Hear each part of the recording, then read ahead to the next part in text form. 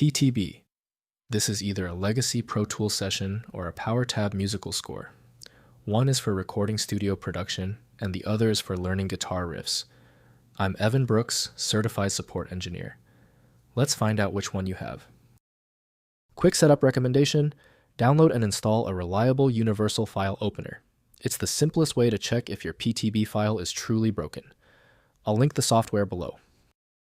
The PTB extension represents two distinct formats: a Power Tab Guitar Tablature file used for digital sheet music and MIDI playback, or a legacy Avid Pro Tools session backup used to store track configurations and edits from older versions of the professional audio software. Rarely, in Sage 50, PTB files are used for data exchange or backup purposes, containing financial information and settings. In music notation, the file follows binary score rules that map fretboard positions to MIDI channels for instrumental playback.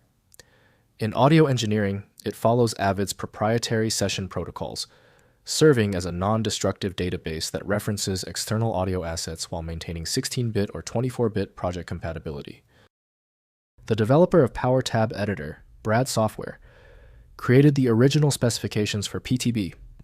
Improper handling in Windows can corrupt the underlying system files severely. Windows cannot display meaningful content from these files, so dedicated database tools are required to read them. We are going to check every application on the list. Right-click the PTB file and hit Open with Test Power Tab Editor if present. If it fails, select another program. Remember, trial and error is expected. If your PTB file continues to fail when opening, that is okay. Since that didn't work, we need a targeted approach. Follow me through these 3 critical actions that will help us isolate the cause. First, identify content. Identify the file by its size.